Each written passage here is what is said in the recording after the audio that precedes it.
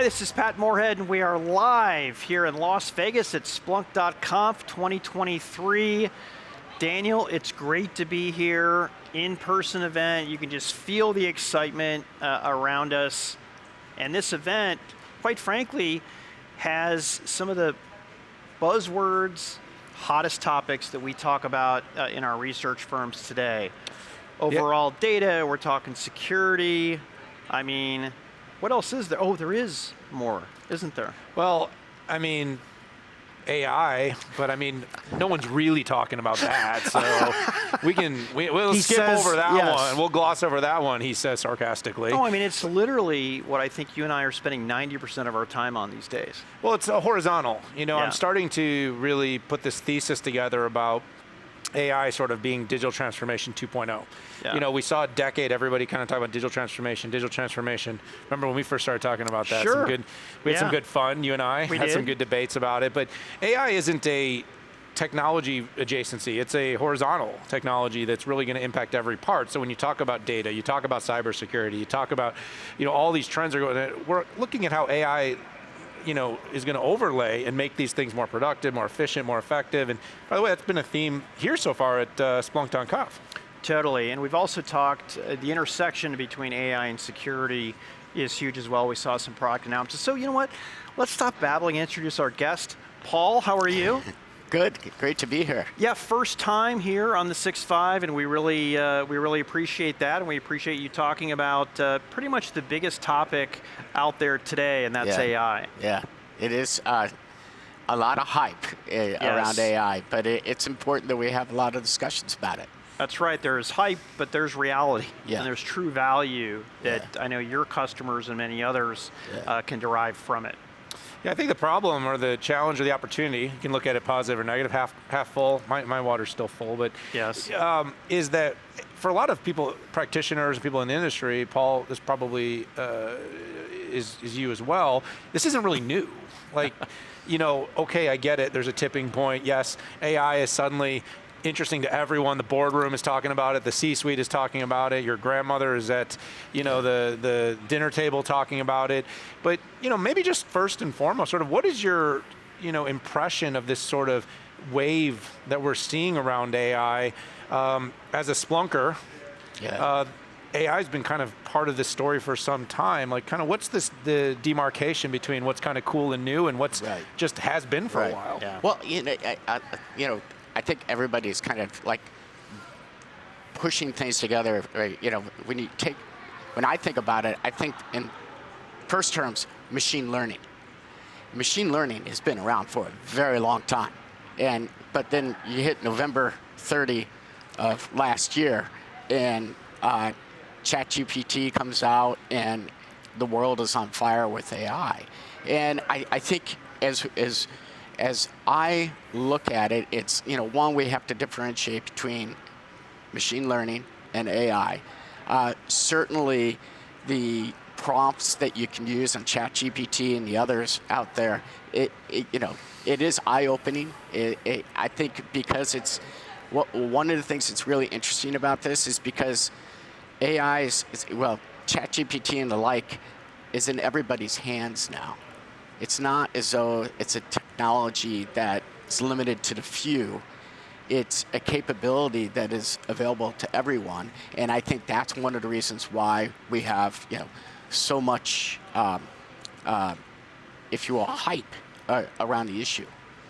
Yeah, it's interesting. My thesis, first of all, this reminds me a lot of when the web first hit, and then e-commerce hit, and then it was apparent that mobile was a thing, and the stock prices of companies ebbs and flowed based on the strategy that they had and the opportunity. We saw that, you know, what's your web strategy? Well, what's your e-commerce strategy, right?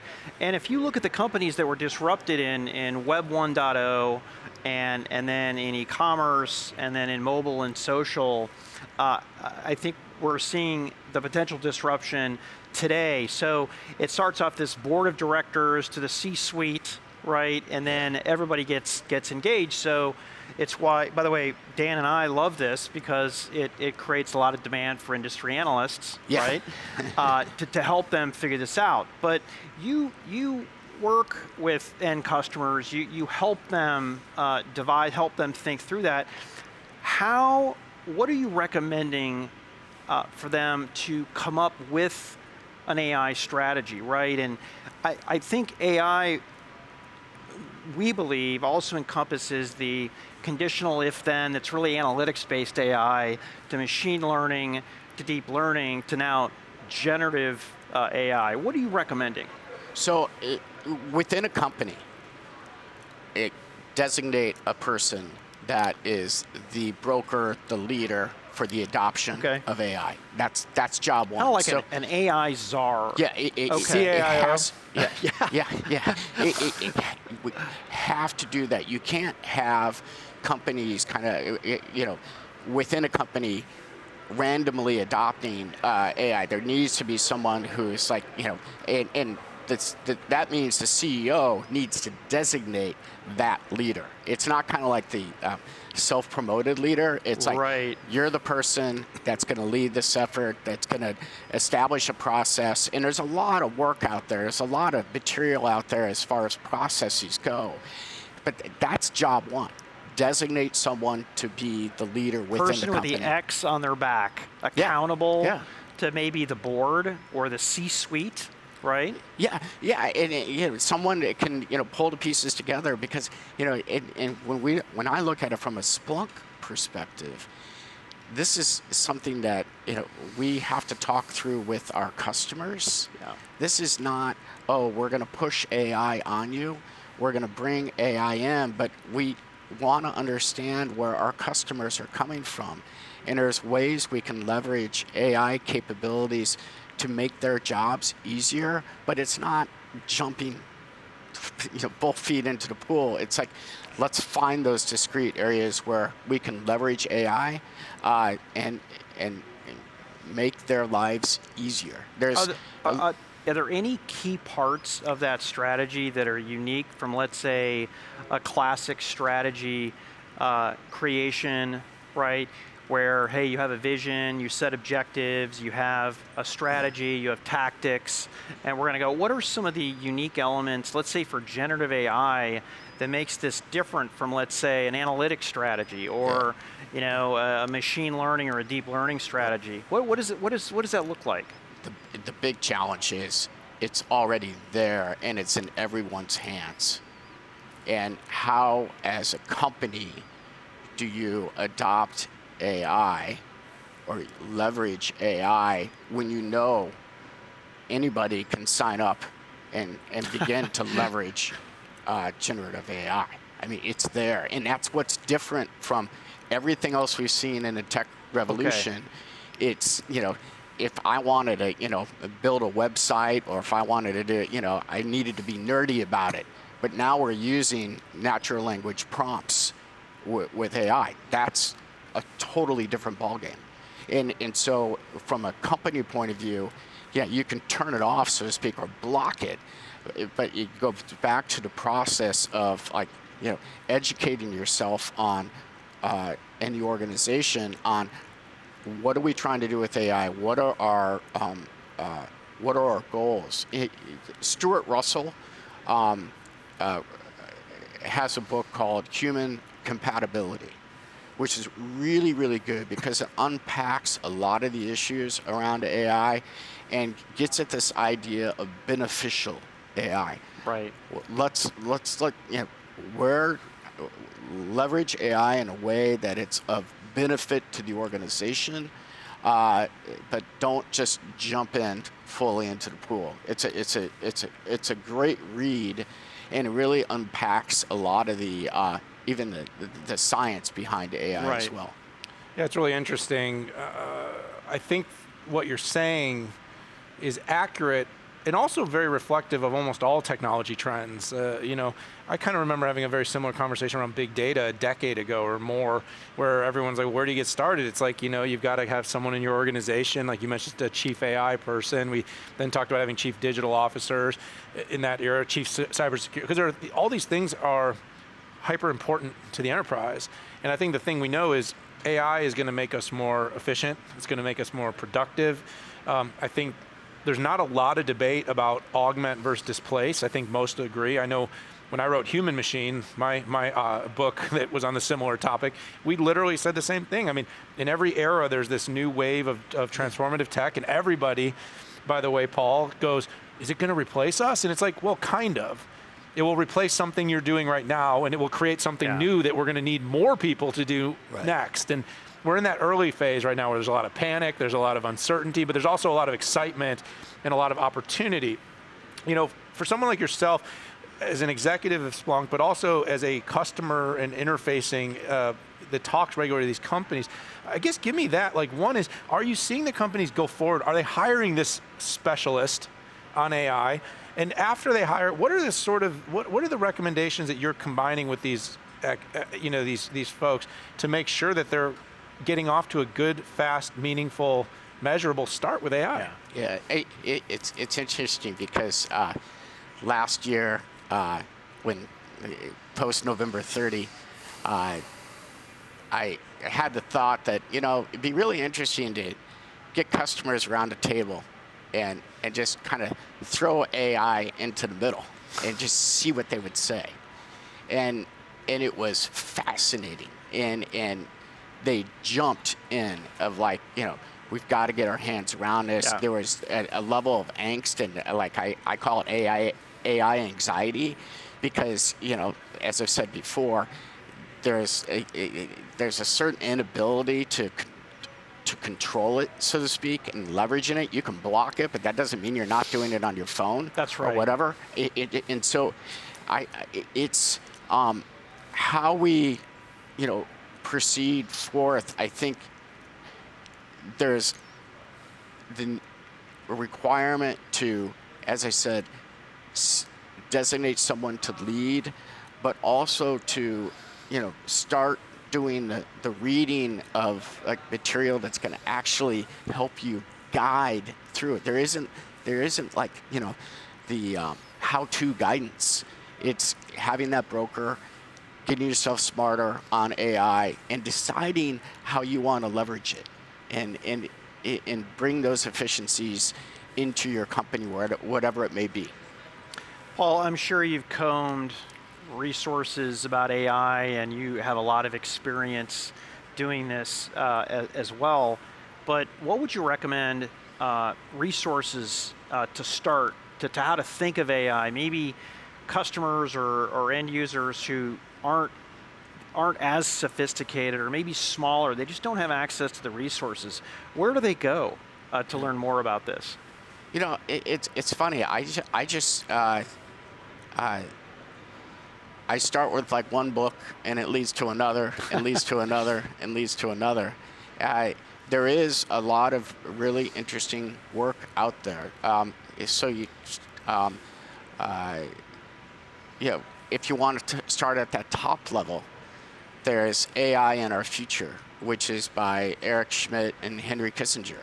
And it's that top level of what's this mean for us going forward?